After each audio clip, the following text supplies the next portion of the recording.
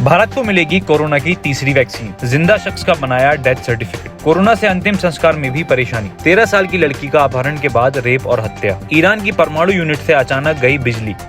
Corona virus के विकराल रूप के बीच एक राहत की खबर आई है। भारत में अब एक और वैक्सीन को मंजूरी मिल गई है। सोमवार को वैक्सीन मामले की सब्जेक्ट एक्सपर्ट कमेटी SEC ने रूस की स्पुतनिक V को मंजूरी दे दी है, यानी अब भारत में इस वैक्सीन का इस्तेमाल किया जा सकेगा। देश में कोरोना का कहर बढ़ रहा है और इसके साथ बढ़ रही शमशान या फिर कब्रिस्तान पर लाइन। इसी लाइन में लगा एक परिवार उस वक्त अवाक रह गया जब उसने मृत शख्स का आखिरी बार चेहरा देखने की कोशिश की।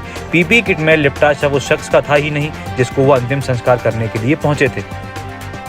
गुजरात हाई कोर्ट ने सूबे में कोरोना के बढ़ते मामले को लेकर स्वतः संज्ञान लेते हुए एक याचिका पर सुनवाई की। इस दौरान कोर्ट ने गुजरात की विजय रूपाणी सरकार को फटकार लगाई है। कोर्ट ने कहा है कि सूबे के लोग समझ रहे हैं कि वो भगवान भरोसे हैं। कोर्ट ने राज्य सरकार की कार्यशैली पर सवाल खड़े किए हैं। कोर्ट ने कहा कि हर रोज 27,000 रेमडेसिविर के इंजेक्शन आते हैं तो कहां जाते हैं।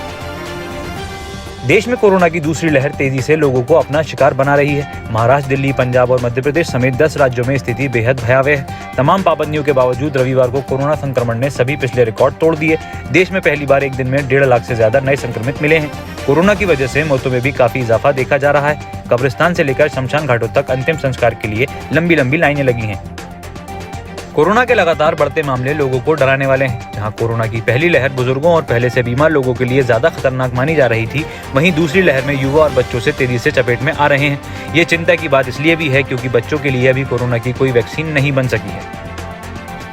वैश्विक महामारी कोरोना एक बार फिर से तेजी से पांव पसार रहा है, जिस वजह से अब मुंबई की फिल्म इंडस्ट्री में एक बार फिर से शांति दिखने लगी है। वहीं महाराष्ट्र में तेजी से बढ़ रहा कोरोना संक्रमण एक बार फिर से लॉकडाउन की आहट दे रहा है, जिससे भोजपुरी युवा दिलों की धड़कन गायक अरविंद अकेला कल्लू परेशान हो गए हैं। लॉकडाउन से कल्लू इतने परेशान हो गए हैं कि उन्होंने खुद का DJ सर्विस शुरू करने का फैसला किया है। उत्तर प्रदेश के बहराइच से एक 13 साल की लड़की के साथ रेप और हत्या का मामला सामने आया है। पुलिस ने 12 घंटे में मामले के खुलासा करते हुए आरोपी को गिरफ्तार कर लिया। बताया जा रहा है कि आरोपी मृतक बच्ची के घर ड्राइवर का काम करता था। बच्ची को घर पर अकेले जाता देख अपहरण किया, फिर उसके साथ दरिंदगी कर हत्या कर दी। अक्षय कुमार की हाल ही में कोरोना पॉजिटिव पाए गए हैं। कोरोना से संक्रमित होने की जानकारी देने के एक दिन बाद अस्पताल में उनके एडमिट होने की खबर आई थी। इस खबर के बाद सोशल मीडिया पर फैंस उनके जल्द ठीक होकर घर लौटने की कामना कर रहे थे। लगता है कि फैंस और शुभचिंतकों की ये दुआ जल्दी रंग लाई है। अक्षय की पत्नी और पूर्व एक्ट्रेस ट्विंकल खन्ना ने एक कार्टून पोस्ट कर अक्षय के कोरोना नेगेटिव होकर घर लौटने की बात का इशारा किया है। पाकिस्तान और रूस में द्विपक्षीय संबंध मजबूत हो रहे हैं। भारत का दौरा करने के बाद रूस के विदेश मंत्री सर्गेई लावरोव पिछले हफ्ते पाकिस्तान पहुंचे थे। पिछले 9 सालों में किसी रूसी विदेश मंत्री का ये पहला पाकिस्तानी दौरा था। इस दौरान उन्होंने रूस के राष्ट्रपति व्लादिमीर पुतिन का महत्वपूर्ण संदेश पाकिस्तान के PM इमरान खान को दिया। ईरान के तानांतंच परमाणु इकाई में रविवार को अचानक बिजली गुल हो गई और इससे परमाणु इकाई को भी नुकसान पहुंचा। हालांकि इसकी स्पष्ट वजह सामने नहीं आई है। वहीं ईरान के असैन्य परमाणु कार्यक्रम के प्रमुख ने बिजली सप्लाई बाधित होने को परमाणु आतंकवाद करार दिया है। ईरान के परमाणु कार्यक्रम के चीफ अकबर सालेही ने टिप्पणी रविवार रात ईरान के सरकारी टेलीविजन चैनल पर की है।